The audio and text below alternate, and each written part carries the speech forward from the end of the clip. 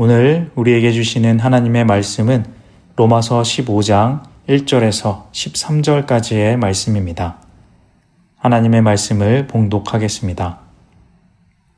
믿음이 강한 우리는 마땅히 믿음이 약한 자의 약점을 담당하고 자기를 기쁘게 하지 아니할 것이라. 우리 각 사람이 이웃을 기쁘게 하되 선을 이루고 덕을 세우도록 할지니라.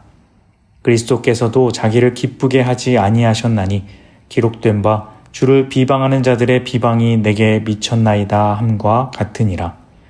무엇이든지 전에 기록된 바는 우리의 교훈을 위하여 기록된 것이니 우리로 하여금 인내로 또는 성경의 위로로 소망을 가지게 함이니라.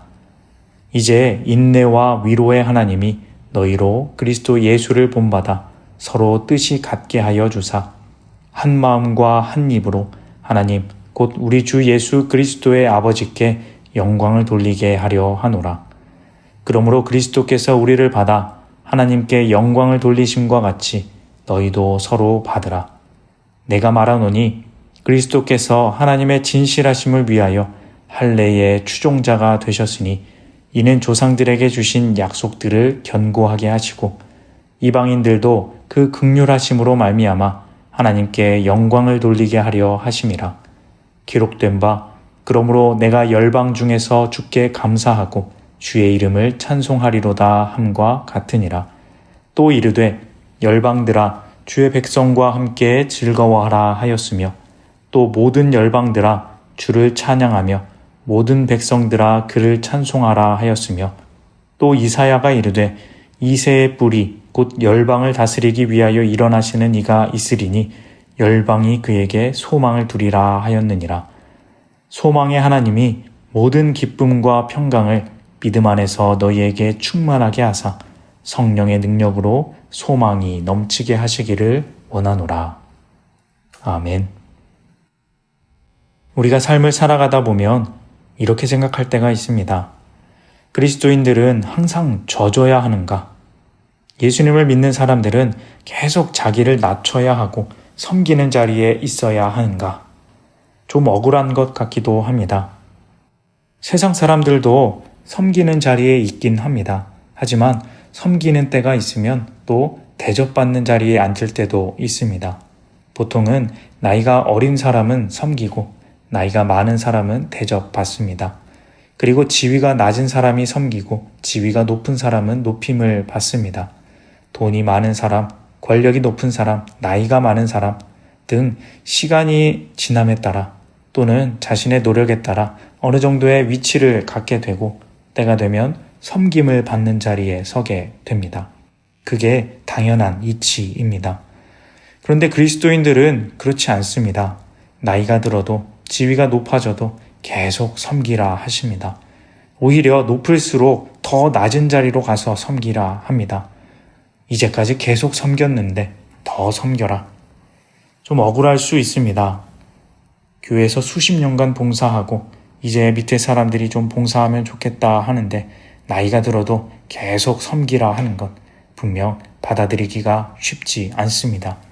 오늘 말씀에도 보면 그런 말씀이 나옵니다. 1절 말씀입니다. 믿음이 강한 우리는 마땅히 믿음이 약한 자의 약점을 담당하고 자기를 기쁘게 하지 아니할 것이라. 믿음이 강한 우리는 약한 자의 약점을 담당하고 자기를 기쁘게 하지 아니해야 한다. 성숙한 사람일수록 믿음이 더 나은 사람일수록 내가 편하고 행복한 자리에 있지 말고 좀 더 나를 힘들게 해서 남을 섬겨라.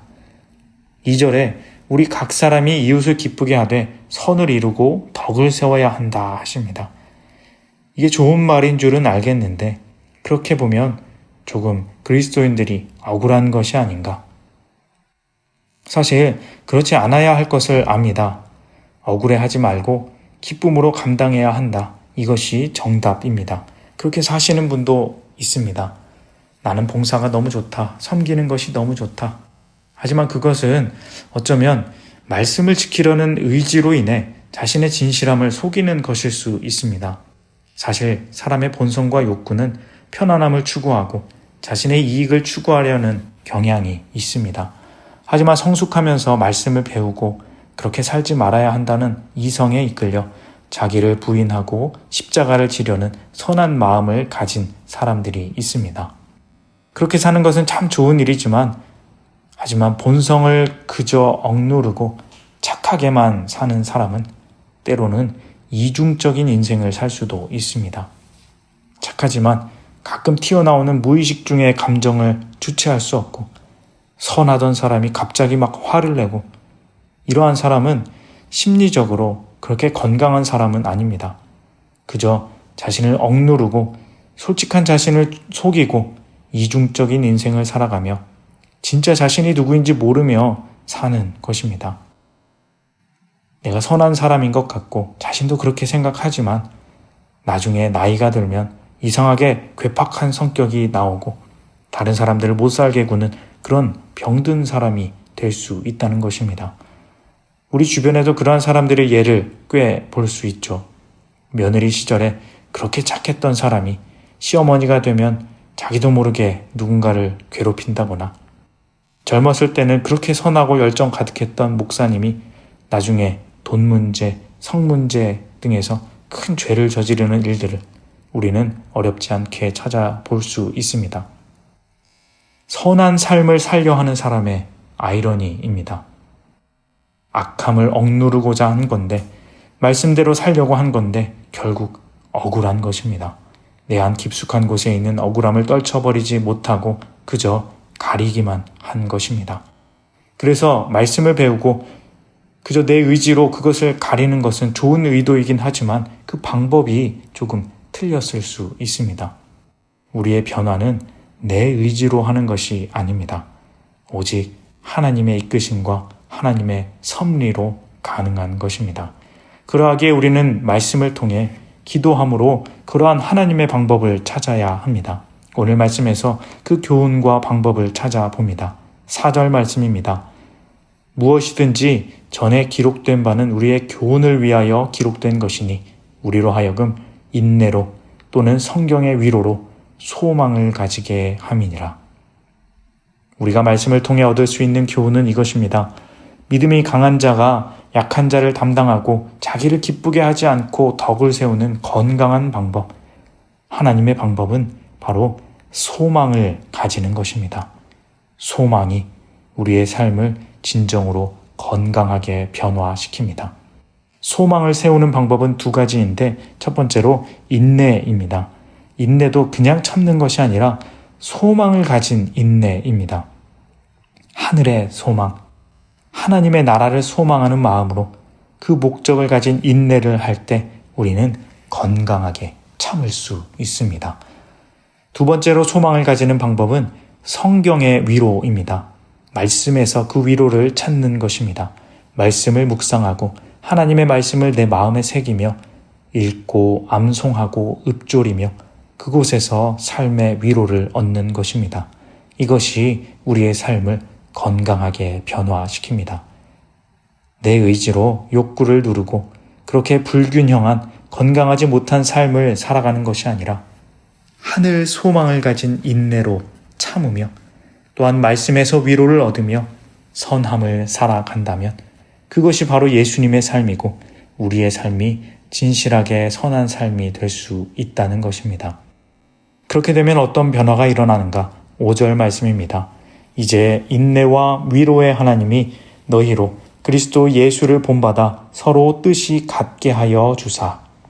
인내와 위로의 하나님이 그렇게 살아가는 우리에게 그리스도 예수를 본받게 하시고 서로 뜻이 같게 하여 주신다고 하십니다. 6절에 그래서 한 마음과 한 입으로 하나님께 영광을 돌리게 한다는 것입니다. 여기서 하나가 되는 것은 처음에 말했던 믿음이 강한 자와 약한 자입니다. 더 정확하게는 이방인과 유대인입니다. 건강하지 않으면 결국 서로 비판하고 비난하게 되어 있습니다. 나 자신이 드러나게 되어 있습니다. 갈등이 생기게 되어 있습니다. 하지만 인내와 말씀의 위로로 소망을 가지고 건강하게 선한 사람이 되는 것은 예수님을 닮아가게 하는 것이고 곧 예수님이 모두를 하나 되게 하신 같이 모두가 하나 되는 것입니다. 갈등과 비난이 사라지고 하나님 안에 하나가 됩니다. 그렇게 서로를 품을 수 있는 넓은 마음이 우리에게 생겨난다는 것입니다. 그렇게 하나가 되면 또 어떻게 되는가? 6절 하반부의 말씀처럼 하나님께 영광을 돌리게 되어 있습니다.